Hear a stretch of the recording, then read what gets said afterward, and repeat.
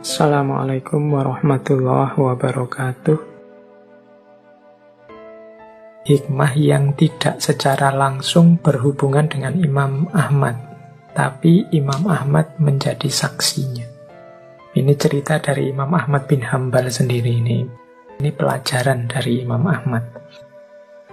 Imam Ahmad bercerita begini, satu hari saya tidak tahu mengapa kok ingin sekali pergi ke Basrah, Irak. Mungkin semacam ilham dari Allah untuk berangkat ke Basrah. Tiba-tiba ingin sekali ke Basrah, ya sudah beliau berangkat ke sana. Sebagaimana kebiasaannya Imam Ahmad yang tidak ingin terkenal dan dikenal, ya beliau berangkat ke Basrah dengan modelnya sendiri, mungkin dengan baju yang sangat sederhana, tidak memamer-mamerkan gaya dan kebiasaannya biar tidak dianggap orang besar, orang soleh. Sampai di Basrah Isya, beliau ikut sholat di satu masjid.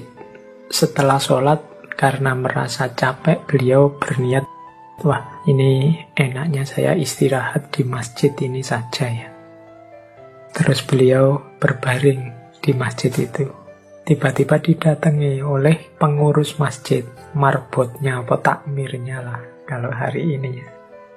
Melihat Imam Ahmad di situ, disapa, mengapa kok berbaring di sini? Imam Ahmad menjawab, saya ingin istirahat, saya ini musafir. Nah, orang yang mengelola masjid, penunggu masjid ini kemudian mengingatkan, tidak boleh tidur di masjid, keluar. Imam Ahmad pun didorong keluar. Sampai di teras masjid, Imam Ahmad berniat, oh kalau gitu saya istirahat di teras masjid ini sudah cukup, tidak harus di dalam masjid. Didatangi lagi oleh marbot tadi, tidak boleh saya, tetap tidak boleh. Di dalam masjid tidak boleh, di luar masjid tidak boleh. Imam Ahmad didorong-dorong sampai ke jalan. Nah, Imam Ahmad kebingungan ini, waduh kalau gitu nginep di mana ini? Tiba-tiba ada yang memanggil beliau, seorang tukang roti yang rumahnya dekat masjid. Orang tua tukang roti ini sejak tadi sudah melihat beliau dan melihat peristiwa ketika beliau didorong-dorong ke jalan oleh marbot masjid. Karena itu dia terus memanggil Imam Ahmad, mari Syekh, sampean menginap di tempat saya saja. Saya tidak punya tempat yang luas, tempat saya hanya kecil, tapi monggo kalau mau menginap di tempat saya. Imam Ahmad pun duduk menemani tukang roti ini. Jadi ada kebiasaan yang dilihat oleh Imam Ahmad dari tukang roti ini yang unik. Jadi tukang roti ini sambil mengolah adonan roti, yang keluar dari mulutnya selalu kalimat astaghfirullah, istighfar. Kalau pas diajak ngomong oleh Imam Ahmad, ya dijawab ngomong itu. Tapi setelah menjawab, mulutnya terus istighfar lagi. Jadi orang ini mendawamkan istighfar. Terus Imam Ahmad bertanya, Syekh, sudah berapa lama sampean melakukan hal seperti ini, mendawamkan istighfar ini? Orang itu menjawab, sudah lama sekali, saya menjual roti sudah 30 tahun lebih. Kira-kira sejak itulah saya mendawamkan istighfar ini. Kemudian Imam Ahmad bertanya, ma thamratu fi'luk, apa hasilnya istiqomahmu beristighfar ini? Terus beliau bilang, ya 30 tahun lebih aku istiqomah beristighfar, tidak ada hajat yang saya minta pasti dikabulkan oleh Allah. Semua yang saya minta langsung diterima oleh Allah. Imam Ahmad bertanya, semuanya dikabulkan? Orang itu menjelaskan, semuanya dikabulkan, kecuali satu. Ya, masih ada satu yang belum dikabulkan oleh Allah. Imam Ahmad penasaran, terus bertanya, apa itu kira-kira yang belum dikabulkan oleh Allah?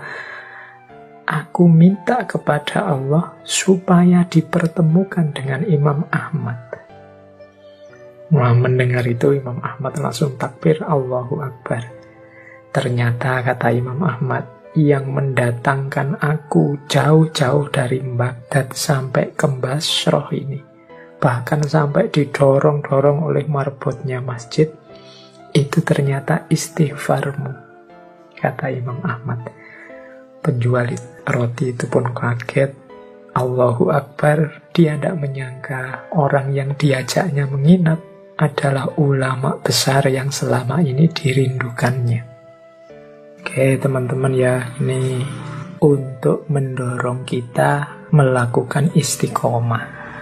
Bahkan amal baik yang tidak terlalu mewah seperti sholat malam yang terus-terusan atau puasa yang terus-terusan, hanya mendawamkan istighfar saja mengundang keridhoannya Allah. Makanya saya sering pesan untuk tidak berhenti-berhenti istiqomah dalam kebaikan. Pilihlah kebaikan apapun yang tidak terlalu berat, yang tidak membebani hidupmu sampai sebegitunya, tapi lakukan dengan istiqomah. Insya Allah keseriusan kita dalam istiqomah akan mengundang ridhonya Allah. Ada satu cerita lagi yang menurut saya menarik, ini mungkin cocok dengan beberapa fenomena kita hari ini. Satu ketika ada orang bertanya kepada Imam Ahmad. Berkata begini orang ini kepada Imam Ahmad, semoga Allah memberi pahala kebaikan kepadamu karena jasamu kepada Islam, jasamu untuk Islam. Orang ini mungkin melihat ulama besar, sumbangan pikirannya, pengabdiannya untuk agama sudah luar biasa.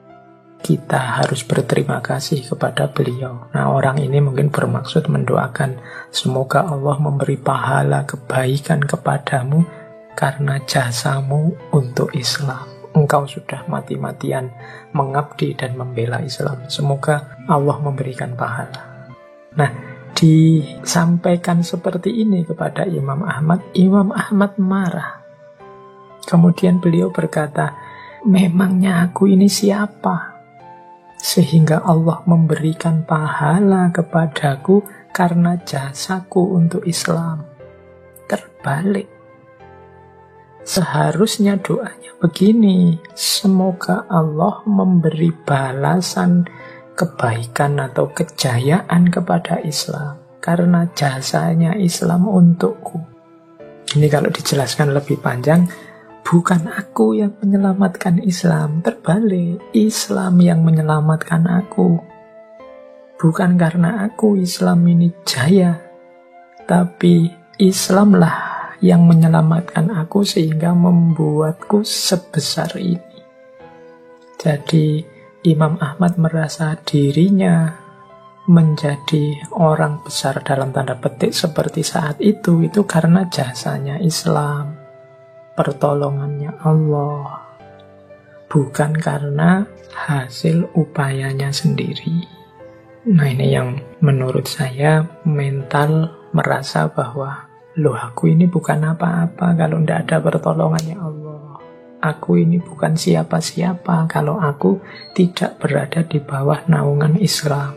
Hakikatnya Islamlah yang melindungiku, menunjukkanku jalan yang baik dan benar, sehingga aku bisa jadi seperti ini. Maka doanya, semoga kejayaan, kemuliaan, kebaikan untuk Islam dan para pemeluknya karena jasanya untukku, karena banyak hal sudah diberikan untukku.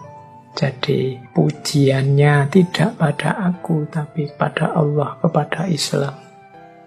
Baik, ini ya silahkan dikontekstualkan dengan hidup teman-teman masing-masing hari ini, karena kadang-kadang kita itu lupa. Kalau hari ini teman-teman sukses di bidang apapun, mungkin menjadi sosok yang alim, soleh, cerdas, selamat, disukai banyak orang, apapun situasi baik yang teman-teman alami hari ini, yakinlah bahwa itu semata-mata karena pertolongannya Allah, karena keridhoannya Allah, karena kita masuk ke dalam naungan Islam yang rahmatan lil alamin, bukan sebaliknya. Tentang Imam Ahmad ini masih banyak kisah-kisah, silahkan teman-teman menggali sendiri.